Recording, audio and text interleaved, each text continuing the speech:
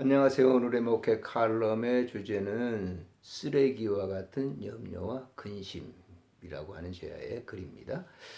우리나라 민화 중에 남학신 장사를 하는 아들과 우산 장사를 하는 아들을 둔 어머니에 대한 얘기가 있는데, 두 아들을 둔 어머니는 하루도 걱정하지 않고 지내는 날이 없었습니다. 비 오는 날이면 남학신 장사의 아들 걱정, 날이 개면 우산 장사하는 아들의 걱정에 하루도 마음 편히 지내는 날이 없이 지냈다는 얘기입니다. 이것은 비단 그 어머니뿐만 아니라 웬만하면 누구든 이런저런 염려를 하게 됩니다. 염려는 아직 일어난 일도 아닌데 지레짐작에 만든 겁니다.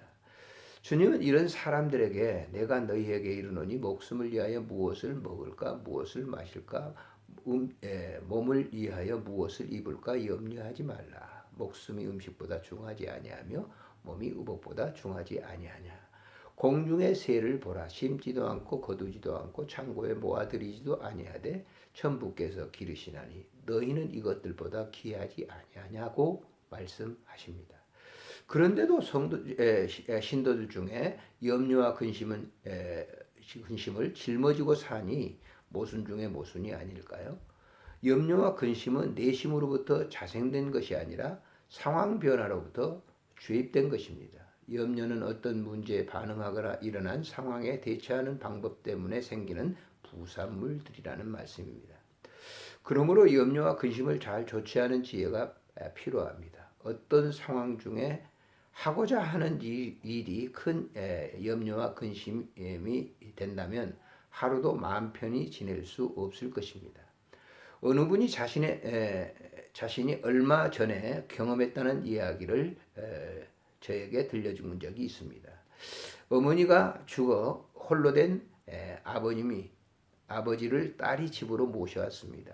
아버지를 모셔온 후 얼마간 아버지에 대한 애틋한 사랑의 정이 있어 딸은 지극히 아버지를 보살펴 이웃들에 늘 칭찬할 정도로 부녀간 사이가 매우 좋았습니다.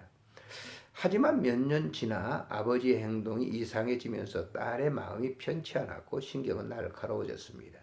이후 아버지의 행동 하나하나가 마음에 불편함을 주어 다른 친구들과 이웃들에게 아버지에 대한 불평을 토로해 놓았습니다. 그러던 어느 날 남편과 집을 나서려는데 아버지가 힘없이 집으로 들어오시는 것을 보고 갑자기 측은한 마음이 들었습니다.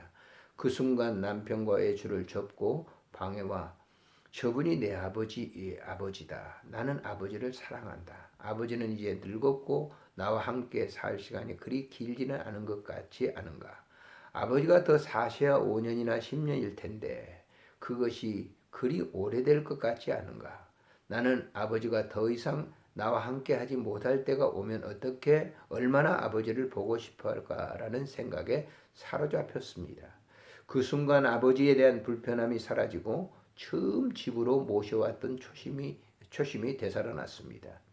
아버지를 모시는 상황 그대로였지만 아버지에 대한 염려와 근심은 마음에서 사라졌습니다. 어떤 일이든 염려와 근심은 부정적인 사고가 낳은 삶의 쓰레기입니다. 지금 어떤 문제로 염려와 근심을 하십니까? 순간순간 위로부터 내려오는 은혜의 선물을 놓치지 마시기를 바랍니다. 염려와 근심은 쓰레기일 뿐입니다. 안녕히 계십시오.